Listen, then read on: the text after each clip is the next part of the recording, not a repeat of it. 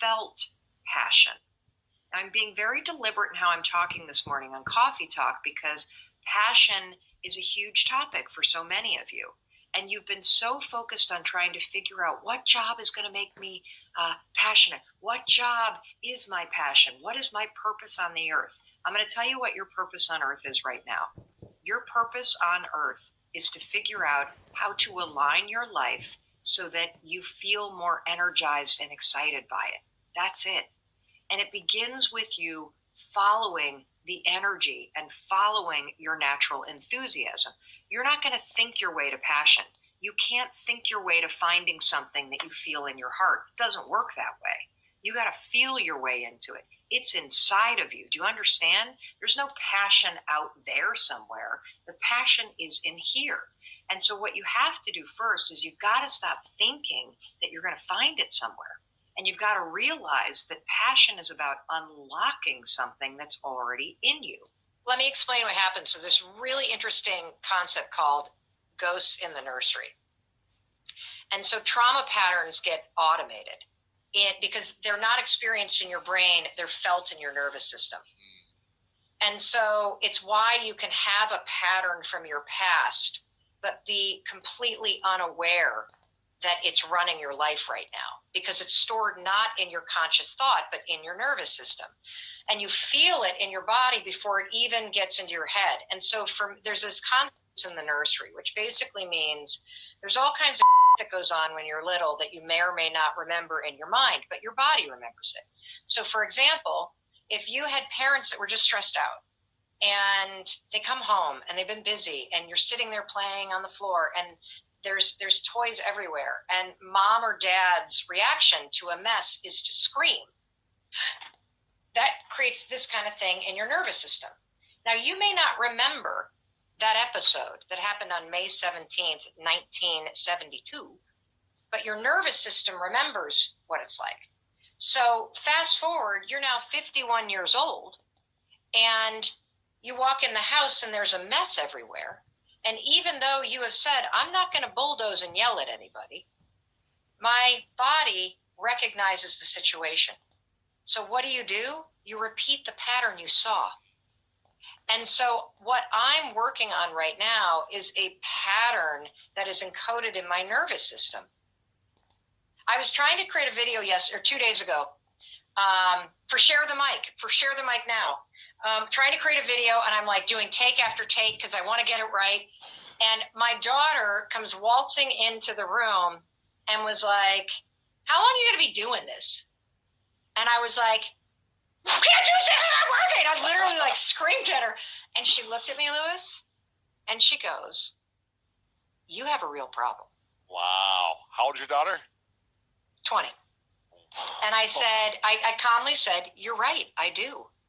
When I get interrupted, I lose control of the response, and I'm working so hard. And the way that and I'm clearly not mastering this yet, but the way that you do it is as you feel it rise up, you have to, you can use the 5-second rule, 5, 4, 3, 2, 1. You can use just take a quick breath.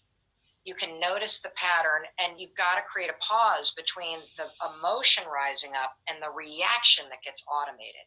And for many people, the reaction, Lewis, is to run away. It's to leave the room. It's to avoid the confrontation. It was just easy, hold on, let me let the clock go. Even though you hate being interrupted by anything, this is a great interruption. See, I did. Like I didn't do the bulldoze. I was calm because it wasn't a human being. I'm only mean to human beings. I know, a lot of people run away. They avoid conflict. They say it's just easier. But if running away and avoiding conflict continues to create a pattern where you feel invisible and your boundaries are tromped on, that's a pattern. And here's the other thing about patterns. Running away and being quiet might have saved you when you were little. Because if you were quiet and out of the room, you didn't get hit, you didn't get yelled at, you were out of harm's way. So when you were little, it was a genius pattern because it protected you. But the issue for adults is that, again, we walk around with the patterns that we created when we were 8 years old in different situations than we are in now. And now we are completely a robot to these patterns. You know when you start to say, I have to finish the newsletter. I have to work on my book. I have to do that thing that I need to do. I have to pick up my kids. I have to talk to. Switch have to with get to. It's a little word reversal that changes everything. I get to work on the newsletter this morning. And I get to write something that almost 400,000 people are going to read. I get to work on a book manuscript today as we fly to Orlando. I get to pick up my kids tomorrow when I land. I get to start to say I get to, because that switch of going I have to, which adds weight and burden, switching it to I get to makes it privilege. It makes you be grateful about what you get to do, because honestly, it is a privilege, whatever it is that you're doing. And when you come from that place and you think this, I get to, not that, I have to, you will bring power to what you get to do. When people are passive aggressive, or they give you fake compliments, or they give you the silent treatment, typically that's fueled out of jealousy. And jealousy is nothing more than an emotion that people feel when you have something that they feel they deserve. And a lot of us feel jealousy because it's easier to be jealous of somebody and to stay in a negative state than it is to push yourself to do the work to get the thing that you want. And so it's almost like it's your unrealized dream showing up in your face. And what's also right in your face is the fact that somebody else worked for it and you haven't yet. And so instead of going, oh, note to self, time to start cheering for myself and use that example as something positive to motivate myself, a lot of people tend to be like, I hate you. I hate you because you have what I have. So here's what you're going to do when you deal with people that are passive aggressive or jealous. First of all, don't get triggered by it. That's their stuff. It's not your stuff. Second, you're doing the right thing. If people ask, share what worked for you. Third, distance yourself. You don't need to hang out with these people. If you're making positive changes in your life, hang out with the people that are cheering for you. Just because you've known people for years doesn't mean you have to hang out with them for the years to come. So distance yourself. And fourth, if it's really passive aggressive, say something. Feel the fear and do it anyway, that famous quote. I want to tell you a little bit about the science. So there's this famous neuroscientist called Antonio Damasio, and he did a really interesting study where he discovered that our body senses fear before our mind even realizes it. And when fear or danger, speaking to your boss, calling a prospect, going to the gym when you're not proud of the way that you look, and it's not fear like terror. It's more that low-grade agitation in your body.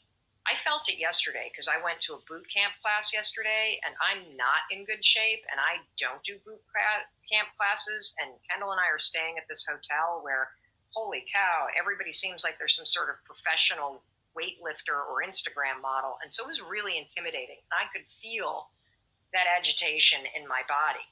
That's the kind of fear I'm talking about. I'm not talking about the paralysis fear your life is threatened and you really are in a life or death situation. I'm talking about the low-grade agitation that is there when you're about to do something that makes you feel a little uncomfortable.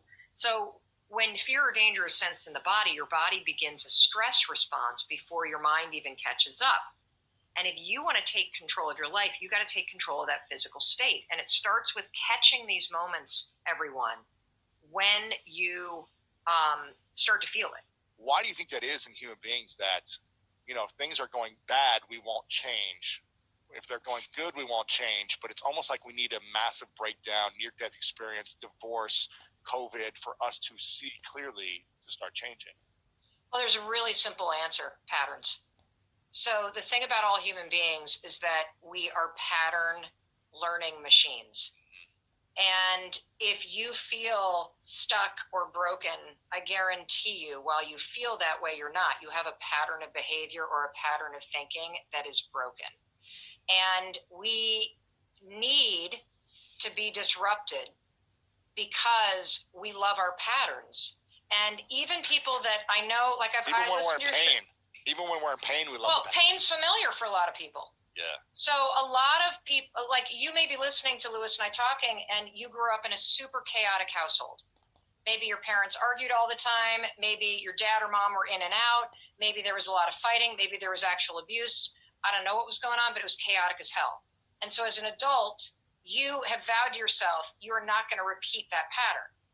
But what ends up happening is because as a little kid, you absorbed the pattern of chaos in your nervous system, unless you go about the intentional work of breaking the pattern of chaos, you will create it in your own life because it's what's familiar.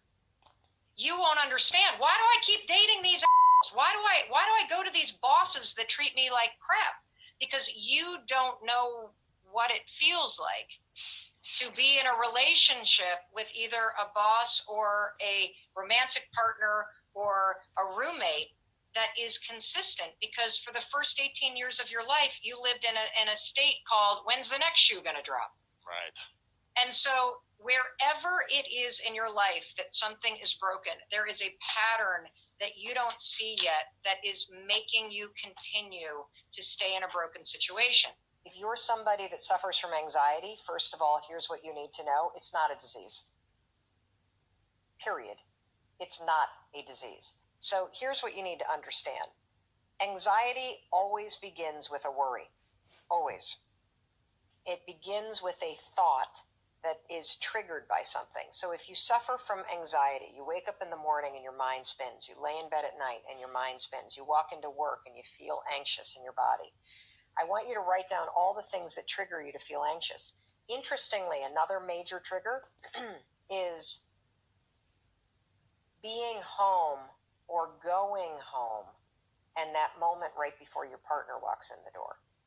If you feel anxious when your partner's about to walk in or you're about to walk into your own home, that is a major signal that you're in the wrong relationship, that there is something incredibly off and you either need to get into counseling, but that is one that we hear a lot about. Wow. Because you're walking into a situation that feels uncertain. Yeah. A lot of people, by the way, had parents that were abusive or parents that were yellers. So they also are experiencing ghosts from the childhood of it's 5 o'clock, dad's about to come home and pour a drink and everybody's on edge. Yeah. So write down the triggers, okay?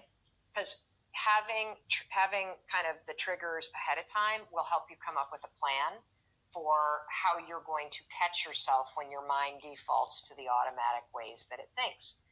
Then what I want you to write down next to the trigger is, what exactly are you worried about? So having the trigger and then what do I worry about? I worry that my boss is going to yell. I worry that my partner's going to yell. I worry that I'm going to get in trouble. I worry that, my friends are going to laugh at me. I worry that I'm going to be whatever the fuck it may be. Then what you're going to something that weighs you down and it makes you excited. And so here's how the strategy works with the 5-second rule. The next time you're in a situation, and let's just use the example of pulling into your own driveway or your own apartment, and maybe you've got issues with your boyfriend or girlfriend or your roommate, and that makes you unsettled. The second you pull in and you feel the trigger, you're going to go 5, 4, 3, 2, 1, because I want to interrupt your mind from going into the kind of like, what if I did this?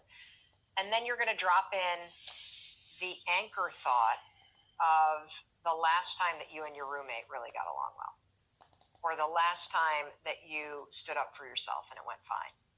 And or your puppy. Yeah, or a puppy or whatever. You're going to say, I'm so excited to deal with this. Yeah.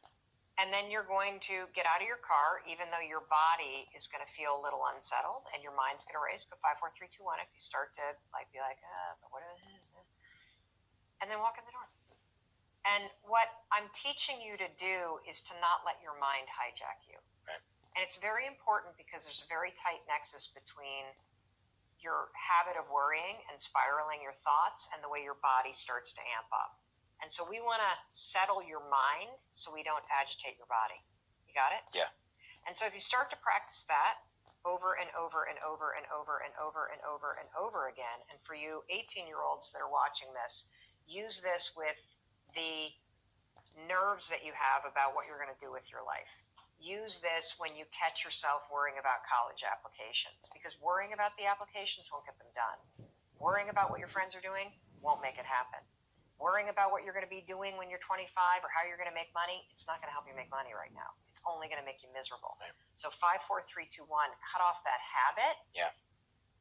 That'll stabilize your body, and then go to a vision of you at the age of 25, driving a car that you think is cool and hanging out with a friend that's cool and saying to yourself, I'm so excited because I know I'm going to figure it out. Because you don't need to worry about that right now. Yeah. But it becomes a habit that destroys your year this year.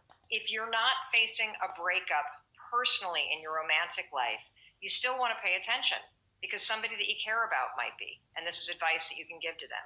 Also, breakups happen in your career.